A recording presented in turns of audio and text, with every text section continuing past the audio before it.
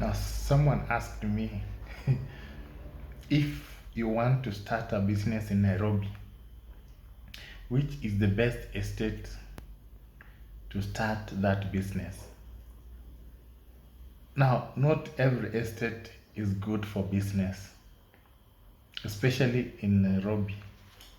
There are estates where if you start a specific business, you'll never progress. So there are factors which determine the kind of business you start in a particular estate, like security, purchasing power, and also the population in that estate.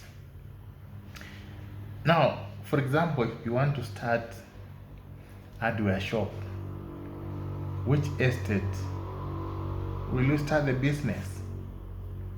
Now, of course, you will not start that business in estates which are close to Nairobi CBD. You just have to go to estates which are developing, like Ruiru, Joska, Ngong, even Kitengela, even Katani, let's say Utawala. So those are some of the estates where you can start hardware shop. Now, when it comes to movie shop, which are the estates you are going to start the business? Now, movie shop, you cannot go and start, not movie shop, but PlayStation business. So, a PlayStation business, you cannot go and start that business in Kilimani or Runda. Nobody will come to your business. You have to go to estates where there are so many idlers, estates where there are so many students. For example, Pipeline, go to Rongai, go to Githurai. Yeah, those are the estates where you can start that business. What about a business like boutique? You cannot go to Githurai or Kayole and start a boutique shop, because there people buy mitumba. So you go to estates like Limani, you go to estates like Lelesho, even in South Sea, where purchasing power is very high.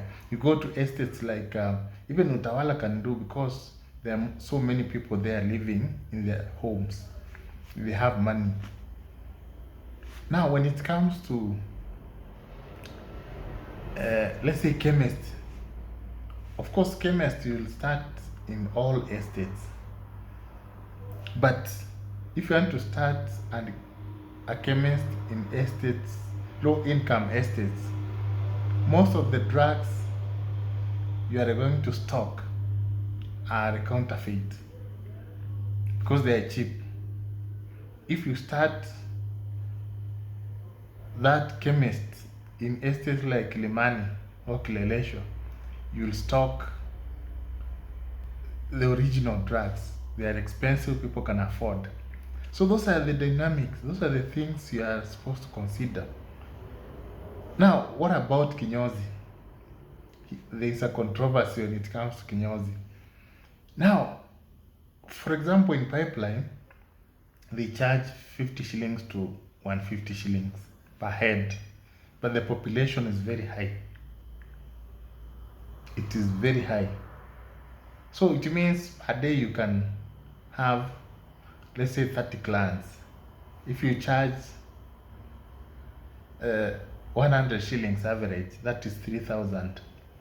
Minus expenses, you'll find you are making something like 2,000.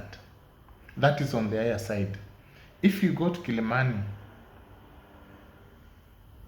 per head is 500 shillings to 1,000 shillings. Let's say you'll charge 600 shillings and you have, let's say, 10 clients, that is 6,000. No, 610, that's 6,000. Now subtract rent and other expenses. Rent is a bit higher. You'll make something like 3,500 per month profit. So you find that in Kilimani, the profits are higher than the profits you'll get in a place like Pipeline, even if the costs are higher. So those are the things you're supposed to calculate. We also have we have other businesses like boda boda. Will you go to Runda and start boda business? No. That one, you go to middle income estates and lower income estates. So that's where Eastlands automatically becomes the best in terms of boda boda and the business that can thrive there. What about online taxi business? At night, you cannot take a client to Dandora or Kariobangi North, because even Kibra, it's very difficult. You might lose your taxi, your car. So there are places where you can conduct that business 24 hours. So those are the things that you consider.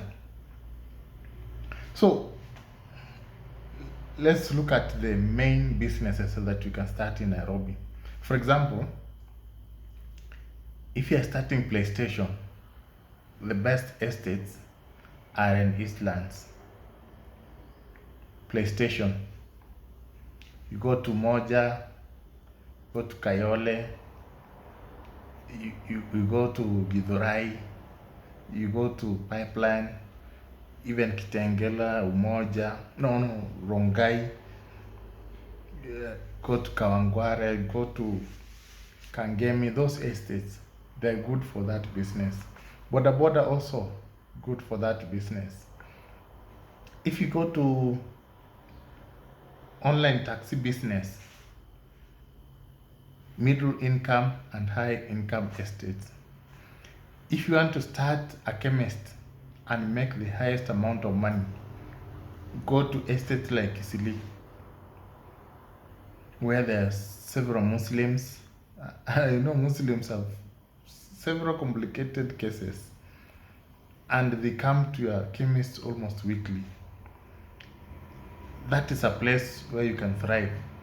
Go to a chemist will also do very well in Nairobi CBD, in areas like Kilimani and Kileleshwa. So those are estates where you can make a lot of money. Even in Ngong, you'll do well. Even Upper Hill, it will do very well. Now, when it comes to grocery business, you want to start a kibanda. A kibanda, you will be wasting your time if you put a kibanda in Runda, in these high income estates. Because those people, they are driving,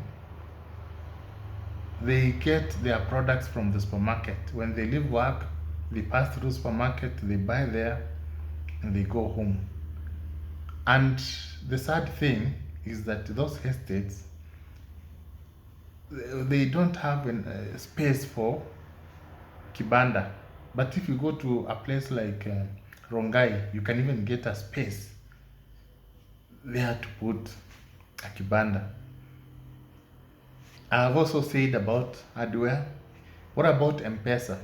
The worst estate you can start M-Pesa shop is estates like Dandora, Kariobangi, Korogosho, Nkuru, even Kibra. Those estates where insecurity is very high, they will steal from you. The best estates are estates where security is low and the people are many. For example, Pipeline. If you go to Umoja, Donong, if you go to Kitengela, if you go to Rongai, those estates, even Githurai is not all that bad. Those are estates you can start M-Pesa and thrive. Because people are many and security is low. The security is not all that bad. But M-Pesa will never thrive in high income estates because the population is low.